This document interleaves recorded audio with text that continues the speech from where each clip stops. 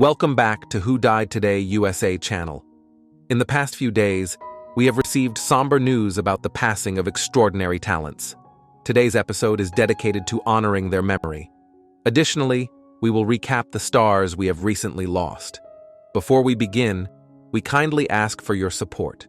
If this video or the legacies of these remarkable individuals have touched your life, please consider giving this video a thumbs up as a sign of respect and remembrance. Thank you. Brian Wilson, the soul behind the sound of summer, was born on June 20th, 1942, in Hawthorne, California. As the guiding force of the Beach Boys, Brian gifted the world timeless melodies like Good Vibrations, California Girls, and God Only Knows, crafting not just songs, but the soundtrack of a generation. With a voice that blended innocence and yearning, Brian led the Beach Boys from garage rehearsals to global stages. His musical vision was unmatched, deeply personal, often ahead of its time. In the mid-1960s, he created Pet Sounds, a symphonic journey through love, fear, and wonder. Though initially misunderstood, it later became one of the most revered albums in music history, inspiring legends like Paul McCartney and redefining what pop music could be. But Brian's path wasn't always bright. Behind the sun-drenched harmonies lay years of personal trials, challenges that kept him out of the public eye and made each return to the stage all the more poignant. Despite these struggles, his music never stopped reaching people. He continued to perform, record, and inspire, his work echoing through new generations of artists. On June 11, 2025, Brian passed away at the age of 82. His family shared the news with heartfelt words, reflecting a life that touched millions while remaining deeply cherished at home. His final years were spent surrounded by love, even as his health declined. Brian Wilson will forever be remembered not only as a musical pioneer, but as a quiet poet of the human spirit. His songs continue to play beneath the warmth of summer skies, reminding us of the beauty, complexity, and fragility of life itself.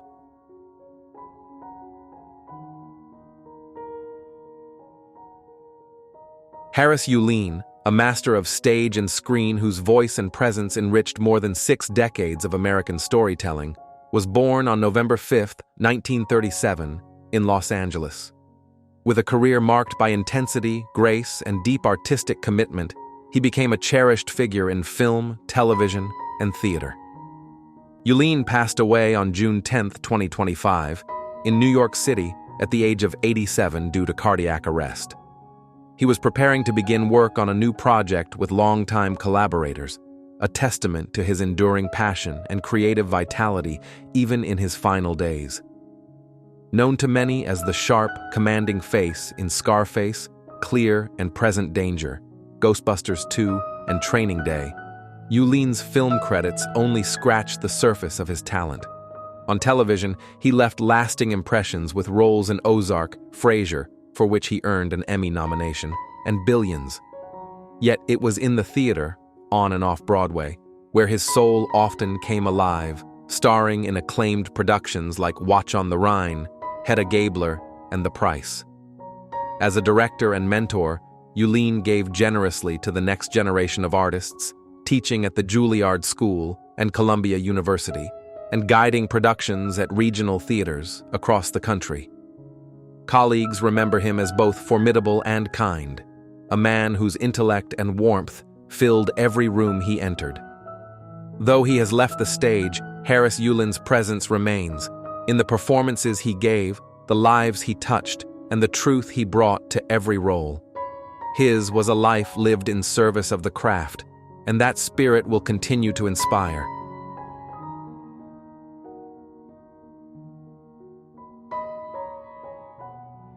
Breaking news. Sylvester Stallone, a life built on pain, power, and perseverance. What drives him now? Sylvester Stallone, the very embodiment of grit and glory, has lived a life that mirrors the underdog stories he brought to the screen. From a childhood marked by physical challenges to a rise that redefined the action genre, Stallone's journey is not only cinematic, it is deeply human. Today, even as he steps into his late 70s, Stallone remains a symbol of relentless drive, enduring pain, and profound resilience. How did he fight through injury, rejection, and personal struggle to become one of Hollywood's most enduring legends? Let us take a closer look at the man behind Rocky, Rambo, and an unshakable spirit. Born on July 6, 1946, in New York City, Stallone entered the world with an obstacle already in his path. A mishandled delivery damaged nerves in his face, leaving him with a partially paralyzed mouth and his now signature slurred voice. Throughout his youth, this made him the target of ridicule, and his unconventional looks were considered liabilities in the image-driven world of show business. Yet, what others saw as flaws, he would eventually turn into strengths. Stallone's road to stardom was paved with rejection and hardship. He worked menial jobs, faced eviction, and was once so destitute that he had to sleep at a New York bus terminal for weeks. Famously, he even sold his beloved dog, Butkus, for a mere $50 just to afford food. But his resolve was unbreakable. He wrote the screenplay for Rocky in a feverish burst of inspiration, insisting that he, an unknown actor, play the lead. After being turned down repeatedly, he finally found a studio willing to take the gamble. Released in 1976, Rocky became an overnight sensation. It grossed over $225 million and won 3 Academy Awards, including Best Picture. Stallone, once seen as unfit for the screen, became an international star.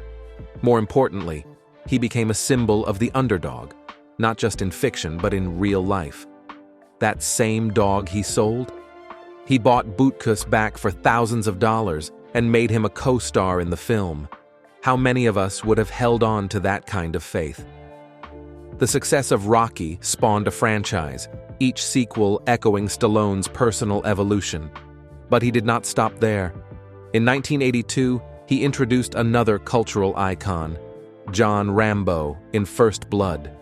This brooding, battle-scarred veteran became a vessel for Stallone to explore themes of trauma, justice, and survival. With both Rocky and Rambo, Stallone dominated the box office throughout the 1980s and 1990s, becoming synonymous with muscle-bound masculinity and explosive action. Behind the scenes, however, the toll was mounting. Stallone did not rely on stunt doubles for most of his action roles. His commitment to realism led to countless injuries, broken ribs, torn tendons, and in one infamous moment while filming Rocky IV, a punch from Dolph Lundgren that sent him to the intensive care unit with a swollen heart. Years later, during the making of The Expendables, a brutal collision with Steve Austin resulted in a broken neck and the need for a metal plate. Over time, Stallone underwent at least 7 major surgeries related to his action roles. These were not just battle wounds of a character. They were real, lasting, and painful. Still, he pressed on. For Stallone, pain was never the end. It was fuel. The 2000s brought challenges of a different kind. Critics began to doubt him, and a string of commercial failures raised questions about whether his time had passed. But in true Rocky fashion, Stallone staged a comeback. Rocky Balboa, 2006, and Rambo, 2008, returned him to critical favor, showing emotional vulnerability behind the muscle. Then came the Expendables series, celebrating both aging heroes and Stallone's unwavering stamina. Most recently, he shifted into dramatic territory with Creed, 2015, a role that earned him an Academy Award nomination for Best Supporting Actor, and the gritty TV drama Tulsa King, 2022. Throughout all of this, Stallone also faced personal battles. His relationship with his father was strained and painful, often fueling his desire to prove himself. He has spoken openly about the emotional scars left by that dynamic, as well as the heartbreak of losing his eldest son, Sage. And yet, family remains a core value for him. His close bond with his daughters and enduring marriage to Jennifer Flavin show a gentler side of the action star. In recent years, Stallone has become increasingly reflective.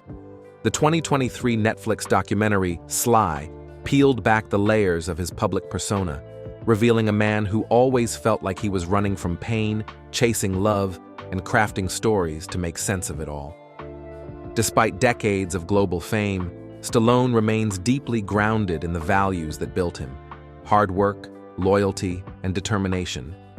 His physical health, though marked by the scars of an action-packed life, is still impressive. At nearly 80 years old, Stallone maintains a disciplined fitness routine, though he has adjusted it for age. He acknowledges the chronic pain that lingers from years of physical strain, but remains active, alert, and creatively engaged. His body may carry the weight of decades of sacrifice, but his spirit shows no sign of giving in. As for controversy, Stallone has largely avoided major scandals. He has spoken out publicly about the need for artistic control and fairness in Hollywood, especially regarding ownership rights for his creations like Rocky.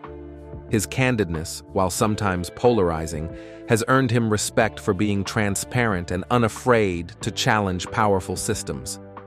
Today, Sylvester Stallone stands not just as an actor, but as a legend forged in adversity. He is more than Rocky, more than Rambo. He is a living testament to what happens when you refuse to quit, even when the odds are stacked against you. His story invites us to consider, what is it in your life that you refuse to give up on? Stallone's life reminds us that true strength is not found in how hard you hit, but in how hard you can be hit and still keep moving forward. He said it best himself, and through his work, his injuries, and his evolution, he continues to live by those words. What does Stallone mean to you? Is it the raw tenacity of Rocky, the hardened resilience of Rambo, or the quiet wisdom of an aging star who never gave up?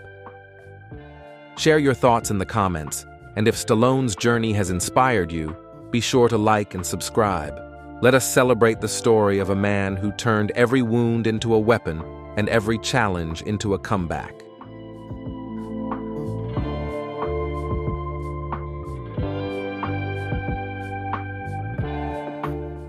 Joe Don Baker, a powerful presence on both the big and small screen, passed away peacefully on May 7, 2025, at the age of 89, following a battle with lung cancer. Born in Groesbeck, Texas in 1936, Baker rose from humble beginnings to become one of the most memorable and versatile actors of his generation. His breakthrough came in 1973 with the film Walking Tall, where he portrayed Sheriff Buford Pusser, a role that not only made him a star but also turned him into a symbol of unyielding justice. Critics hailed his performance for its raw strength and sincerity, and audiences connected deeply with his portrayal of a man willing to stand alone against corruption.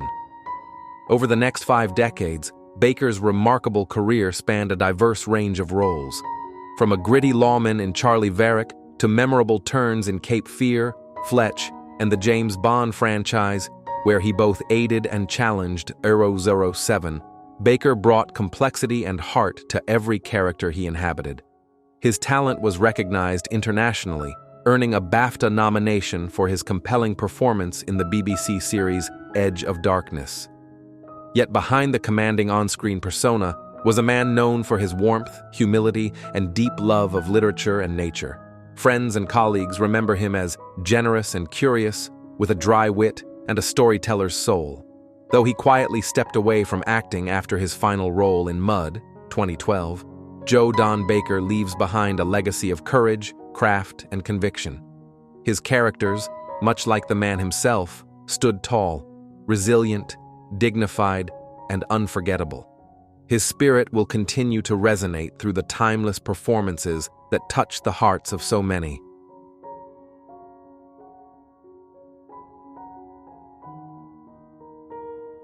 Frederick Foresight, the brilliant mind behind some of the most gripping political thrillers of our time, passed away on June 9, 2025, at the age of 86 after a brief illness. A former fighter pilot, journalist, and covert operative, Forsyth channeled a life of adventure into novels that captivated readers across generations and continents. Born in Kent, England in 1938, Forsyth began his journey in the Royal Air Force before turning to journalism. His tenure with Reuters and the BBC saw him reporting from global hotspots, experiences that would later enrich his fiction with unmatched realism and urgency. After a bold departure from the BBC during the Biafran War, he penned his first book, The Biafran Story, laying the groundwork for a legacy of bold storytelling. In 1971, Forsyth changed the literary world with The Day of the Jackal. Written during a period of unemployment, the novel's meticulous detail and heart-pounding pace introduced a new era in the thriller genre.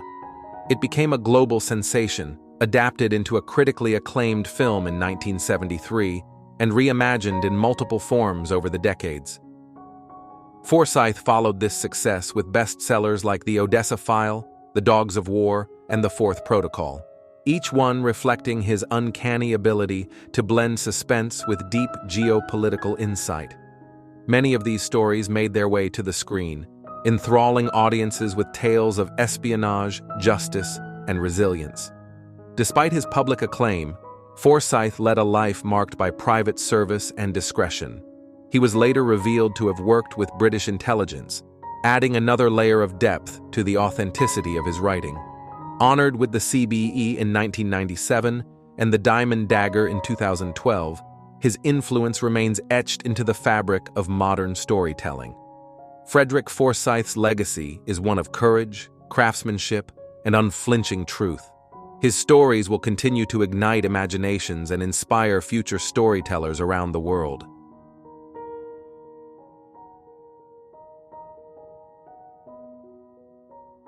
Valerie Mahavei, a luminous talent on stage and screen, passed away on May 30, 2025, at the age of 71 after a courageous journey with cancer. Her career, marked by grace, versatility, and quiet brilliance, spanned over 4 decades and left an indelible mark on audiences across the world. Born in Indonesia to a Canadian mother and a Texan father, Mahavei's childhood took her from Asia to Africa to Europe before settling in Texas. This global upbringing infused her performances with a depth and empathy that became her hallmark. After graduating from the University of Texas, she found her way to Broadway, where she graced the stage in productions like Dracula and Play Memory, directed by the legendary Harold Prince. Mahavei's breakout role came in the early 1990s as Eve, the endearingly neurotic hypochondriac on Northern Exposure. Her performance won her the Emmy for Outstanding Supporting Actress in a Drama Series in 1992, proof of her ability to bring warmth and humanity to even the quirkiest characters. Throughout her career, she balanced roles in critically acclaimed films such as Sully, French Exit, and Seabiscuit, with beloved television appearances in Desperate Housewives, Young Sheldon, Big Sky, and Dead to Me. Her recent work included Echo 3 and The Eighth Day, showing that her talent remained as vibrant as ever. Valerie was deeply loved by her husband, actor Joseph Kell, and their daughter Alice Richards. As her husband poignantly shared, "I have lost the love of my life, and America has lost one of its most endearing actresses." Valerie Mahavei will be remembered not only for her exceptional talent, but for the grace, heart, and light she brought to every role and every room she entered.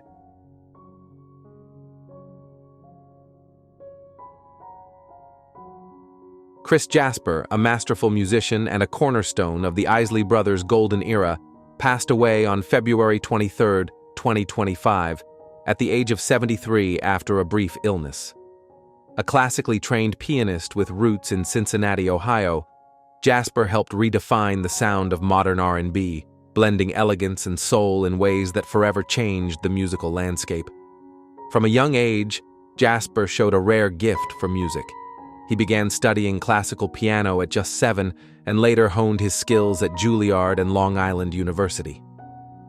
Growing up near the Isley family, Jasper formed a lifelong bond that led him to join the Isley Brothers officially in 1973, contributing to landmark albums like 3+3 and The Heat Is On. His work on hits like That Lady, Fight the Power, and For the Love of You helped usher in a more sophisticated, funk-infused sound for the group.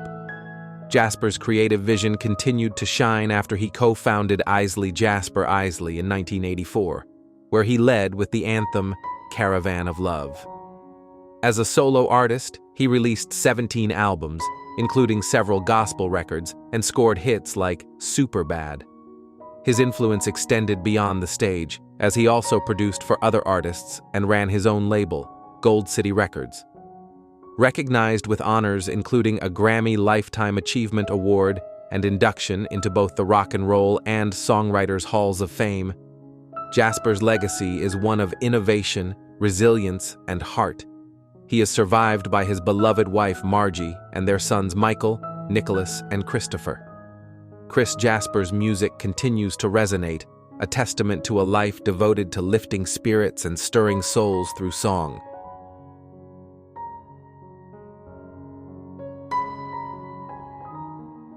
Gar Hudson, the quiet genius behind the signature sound of the band, passed away peacefully at 87 in Woodstock, New York. Revered as the soul of the group, Hudson was more than a musician. He was a one-man orchestra. His deep mastery of instruments, from the Lowrey organ to accordion and saxophone, helped shape some of the most iconic music of the 20th century. Born in Windsor, Ontario in 1937, Hudson was classically trained and had a lifelong passion for harmony, counterpoint, and improvisation. Long before he set foot on a global stage, he was already crafting his unique voice through hours spent with Bach and Chopin, as well as country and jazz records. It was this vast musical vocabulary that brought complexity and richness to the band's earthy sound. From their groundbreaking debut, Music from Big Pink, to the legendary farewell concert The Last Waltz, Hudson's influence was unmistakable. His haunting organ solos, especially on Chest Fever, and arrangements of songs like Up on Cripple Creek and It Makes No Difference, brought a depth that captivated both fans and fellow musicians.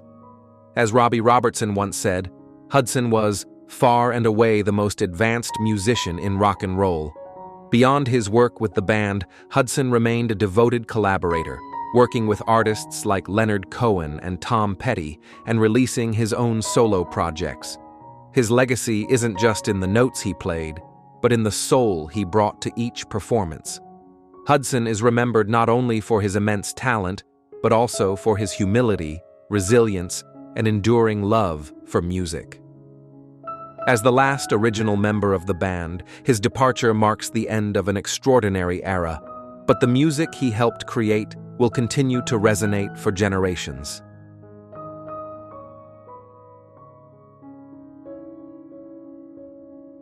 Jonathan Joss, cherished for bringing John Redcorn to life in the beloved animated series King of the Hill, left a powerful legacy of voice, representation, and resilience. He was 59 years old when his life was tragically cut short outside his San Antonio home in an incident now under investigation as a potential hate crime. Born with Native American heritage and a deep-rooted connection to storytelling, Joss gave voice not just to a character, but to a cultural presence rarely seen in mainstream media. His portrayal of John Redcorn resonated with audiences for its humor, dignity, and depth. Beyond animation, Joss also appeared in projects like Parks and Recreation and Comanche Moon, and was a familiar face at fan conventions, always gracious and approachable. In recent years, Joss and his husband, Tristan Kern de Gonzalez, faced mounting tensions in their neighborhood. Reports detail frequent disturbances, escalating conflicts, and harrowing experiences of harassment. Their home was destroyed by a fire in January 2025, a loss that displaced them and claimed the lives of their pets. Despite this hardship, the couple found joy and strength in one another, marrying on Valentine's Day, just months before the fatal shooting. In his final moments, Joss was held by the man he loved, comforted with tender words. His passing has stirred grief and reflection across communities, particularly among LGBTQ+ advocates and indigenous voices, who remember him as a symbol of pride and perseverance. Though taken too soon, Jonathan Joss remains a vivid presence through the voices he gave, the love he shared, and the barriers he helped break. His legacy is one of talent, courage, and the enduring power of being unapologetically true to oneself.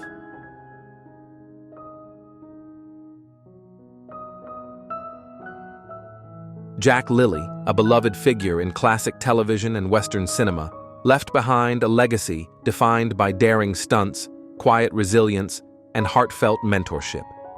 He passed peacefully at age 91 in Woodland Hills, California, after a long journey with Alzheimer's disease. Born in Hughes Springs, Texas in 1933, Jack was destined for the saddle from an early age. His family's move to California brought him close to the film industry, where his father rented horses to studios. By 14, Jack had already earned his first credit as a horseback extra. His early love for the craft blossomed into a remarkable 50-year career. Lilly's enduring partnership with Michael Landon marked a defining chapter in his life. He worked on Bonanza before joining Little House on the Prairie, where he served as stunt coordinator and performed in every season. His patient, generous spirit left a deep impression on cast members like Melissa Gilbert, who fondly recalled him teaching her to ride as a child. "He never said no," she remembered. "He was so patient with me."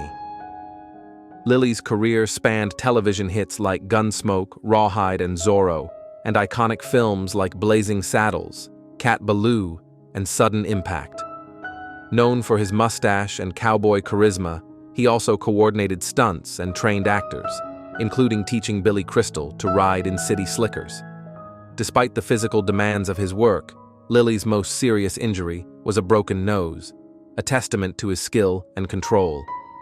He remained active in the industry for decades, running Movin' On Livestock and continuing to contribute to the Western genre with authenticity and passion. Jack is survived by his sons, Clay, Clint, and Ben, many of whom followed his footsteps into the stunt world, as well as 5 grandchildren and 6 great-grandchildren. His wife, Irene, passed in 2024. Jack Lilly's legacy is not just etched into film reels, but in the hearts of those he inspired, with grit, grace, and the gentle spirit of a true cowboy.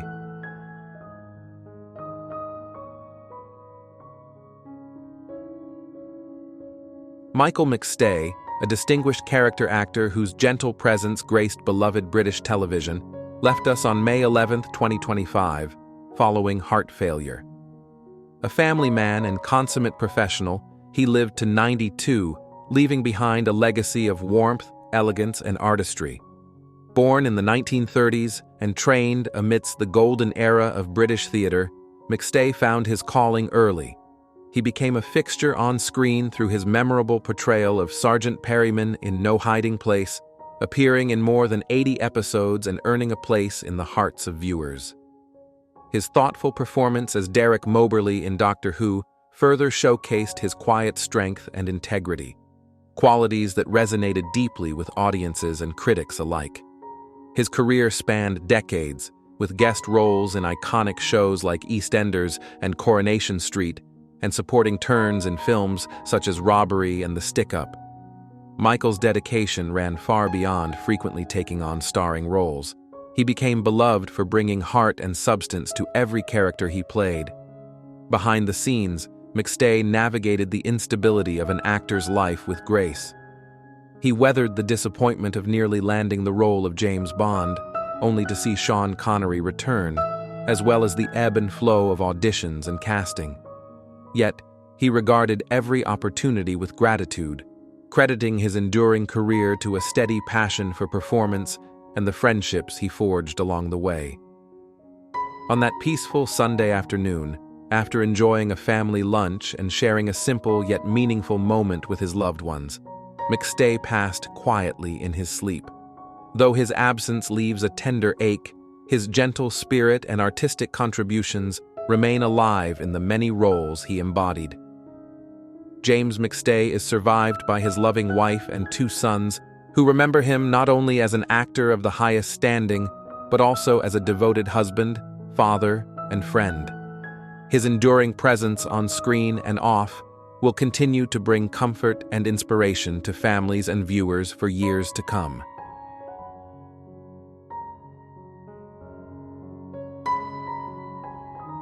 Adam Ramey, the passionate frontman and founding voice of Dropout Kings, left an indelible mark on modern music with his energy, vulnerability, and unwavering commitment to his art.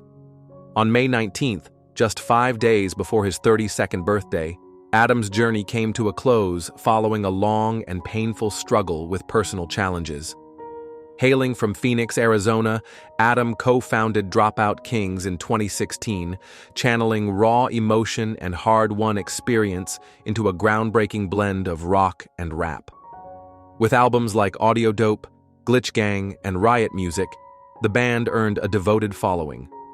Adam's voice, both literal and lyrical, carried a truth that resonated deeply with fans across generations. More than a performer, Adam was a lifeline to many. Friends and family remember him as someone who brought light and laughter to every room. His bandmates described him as the spirit of their music, someone whose presence shaped their sound and inspired them to keep reaching higher. "Thank you for everything," they wrote, a simple phrase filled with the weight of years shared on the road, on stage, and in the studio. Behind the bright lights and crowd cheers was a man who faced difficult battles with courage. Through it all, he remained devoted to his loved ones, especially his wife, Jamie, and their young son, Jude. His sister-in-law called him a true brother, someone who had saved her in dark times and whose compassion knew no bounds. Adam's legacy lives in every lyric he wrote, every fan he moved, and the family he loved so dearly. In remembering him, we honor not only a talented musician, but a deeply human soul who gave everything he had, one song at a time.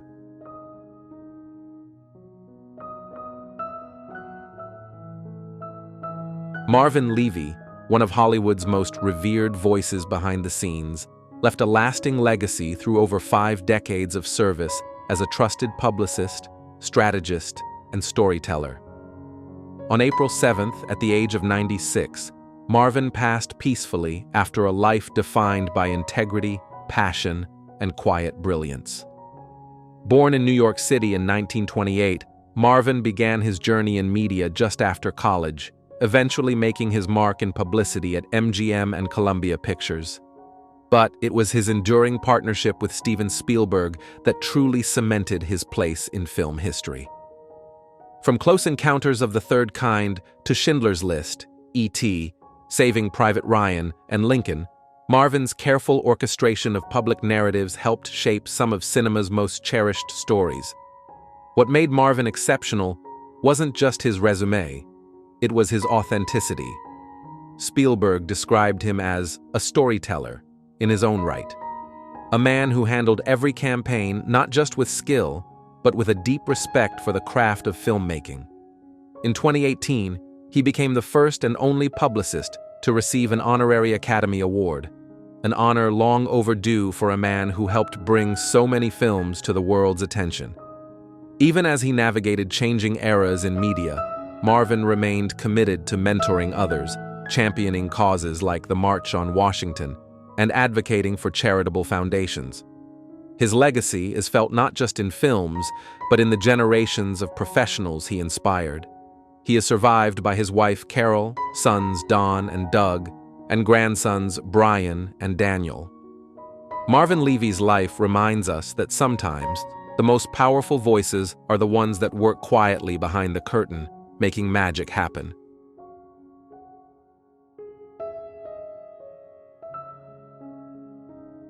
Yolanda Montes, lovingly known to the world as Tongolele, graced the stage and screen with a spirit that defied time and convention. On February 16, 2025, at the age of 93, she bid farewell after a courageous journey with Alzheimer's, leaving behind a legacy that continues to shine through the golden fabric of Mexico's cinematic history. Born in Spokane, Washington, Yolanda's love for dance began in San Francisco nightclubs before destiny led her to Mexico City, where she became a luminous star of cabaret and classic film. Her stage name, inspired by African and Tahitian dance forms, embodied the fusion of culture and artistry that defined her style. Tongolele wasn't just a performer. She was a revelation, captivating audiences with hypnotic movement, bold costumes, and a confidence that redefined femininity on screen. Her breakthrough came with the 1948 film Han Matado a Tongolele, sparking a career that flourished throughout the 1950s with roles in The King of the Neighborhood, Mátenme porque me muero, and more. Though she faced criticism from conservative voices, Tongolele never dimmed her light. Instead, she persisted, returning triumphantly in later decades with telenovelas and films that paid homage to her enduring influence. Even as her film roles grew fewer, her cultural impact only deepened. Tongolele became a symbol not just of beauty and grace, but of resilience, self-expression, and artistic passion. She retired from the stage in 2023, but her essence, fierce, fearless, unforgettable, remains. Her story is one of dance, daring, and devotion to a life lived on her own radiant terms. Tongolele's legacy continues to inspire, reminding us that true icons never fade. They simply take their final bow with grace.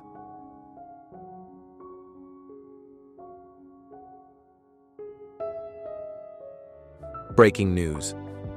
James Cameron is not your typical Hollywood filmmaker. He is an inventor, an explorer, a storyteller, and an environmental advocate whose creative ambition and fearless spirit have shattered the boundaries of what cinema can be.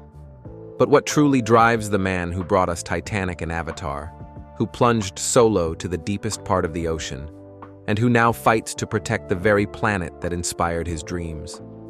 Join us as we explore the astonishing life and health journey of a director who refuses to be limited by the surface. Born on August 16, 1954, in Kapuskasing, Ontario, Canada, James Cameron did not start with a red carpet beneath his feet. He moved to California as a teenager, where he began his path not as a filmmaker, but as a student of physics.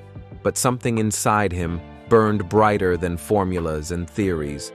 He left college behind, traded textbooks for camera equipment, and began teaching himself everything from visual effects to screenwriting. Little did the world know, a cinematic revolution was brewing in the garage of a young dreamer.